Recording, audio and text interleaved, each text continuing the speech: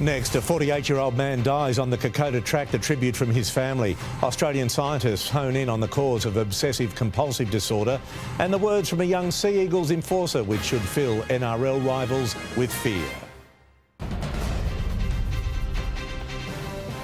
Tonight, Sydney's power supply tested. A major coal-fired plant shuts down in days, triggering fears of shortages and price hikes. A father's Anzac Kokoda trek ends in heartbreak. The 48-year-old unable to be saved after collapsing on the track. Death threats and racial slurs. Two of the NRL's biggest stars speak out to stop abuse. Extended trading on the table for Lakemba shops amid Ramadan success. A 9 News exclusive, the plan to ditch demountables and build new schools and classrooms across Sydney's west. And a selection shock at the Roosters, a big name dumped as Angus Crichton makes his long-awaited return.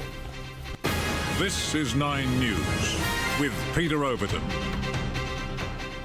Good evening. For decades, it has been one of the giant engine rooms of the state's electricity system.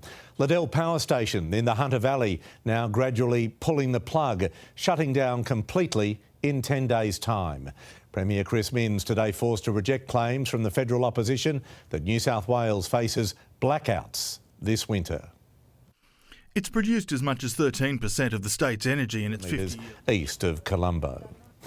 More than a decade after France's worst plane disaster, and a court has cleared two aviation giants of involuntary manslaughter. A Paris judge acquitting Air France and Airbus, almost 14 years after flight AF 447 plunged into the Atlantic en route from Rio de Janeiro to Paris. 228 people were killed. Kate Creedon is with me tonight with the weather. Good evening, Kate. Good evening, Pete. It was a beautiful morning before that thick cloud rolled in, but it did clear again to a mostly sunny afternoon. After an overnight low of 13, the city reached a top of 23.7, which is close to average for this time of year, while in our west it dropped down to 11 before warming up to 24.1 this afternoon. We're in for a cooler couple of days and there's even some rain on the way. I'll let you know how much to expect shortly, Pete. Kate, thank you. Big news on the M12 construction in Sydney's west. The road will be our direct route to the new Bangeries Creek Airport and link vital motorways. We'll tell you when it will open next. Also, we're live in Lakemba, where extended trading hours could be made permanent following the success of Ramadan. Australian scientists closer to identifying the cause of a crippling anxiety condition. And you were saying they don't make rooms like this anymore? They don't, do they? No, no. No, they don't, Diane, or houses, in fact. This one at Parramatta was built more than 200 years ago, and now it's for sale.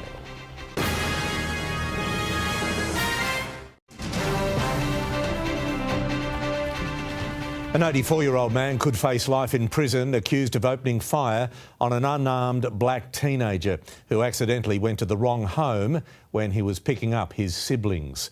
The shooting of Ralph Yarl and the release of his alleged attacker has sparked anger across the United States.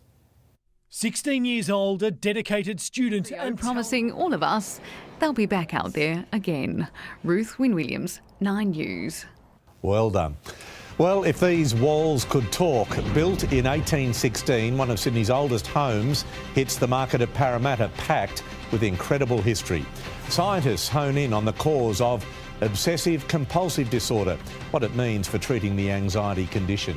James, it's been a big day at the selection table for the Roosters. Certainly has, Pete. On the day they dumped one of their big-name stars, Angus Crichton has been named to make his long-awaited return. Teammates tell us why he'll be back with a bang. Bulldog Tavita Pangai explains how he has to play on the ragged edge to succeed.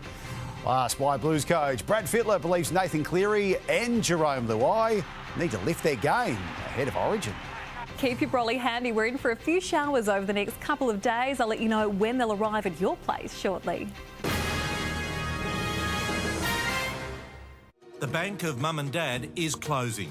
The number of parents prepared to help their children jump into the property market has fallen considerably. So what should first home buyers do? Jump into the property market now or keep saving and wait. We crunch the numbers. 9 News tomorrow at 6. Major changes at the Roosters ahead of one of their biggest games of the year, with Sam Walker sensationally dumped for the Anzac Day showdown against the Dragons. But in better news for the club, Angus Crichton is back after a concerning absence as he dealt with mental health issues. A rising star of the NRL. Relegation zone. Never a dull moment in the world of football. Pete, I'll catch you tomorrow. Look forward to it, James. Thank you. A rare piece of real estate for sale in Parramatta, built in 1816. It's one of Sydney's oldest homes. Next, we'll meet the family parting with the unique property. OCD breakthrough, scientists hone in on the cause of the anxiety disorder. And after 35 years on Broadway, the final curtain falls on The Phantom of the Opera.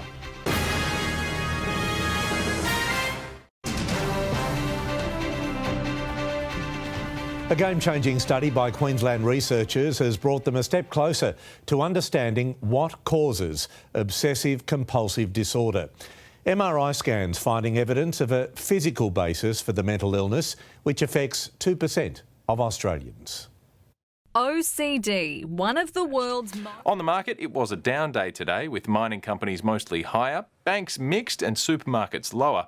McDonald's shares in the US hit a record high while announcing some recipe changes, and the Australian dollar rose after the minutes of the latest Reserve Bank meeting hinted at another interest rate rise next month. Of course, we'll have to wait for the decision on May 2. Thank you, Chris. Taking a look at the price of unleaded across Sydney tonight, the average is $1.87.9 a litre, but you can find it cheaper at Condell Park and Greenacre. Coming up, Kate with our weather. Hello again. We're in for another clear night tonight, but no need to grab an extra blanket just yet. It won't get too cold. Right now in the city, it is 18 degrees, 16 in our west. Your forecast is next.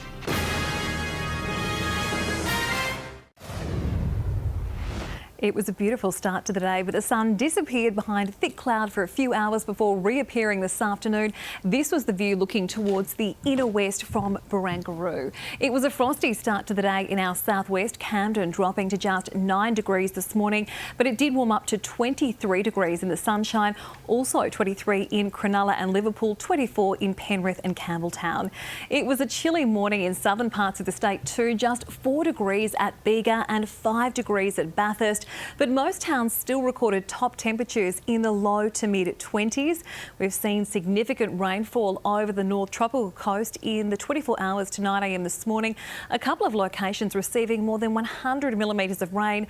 Meanwhile, moist onshore winds and a trough are bringing heavy showers to northeast Queensland.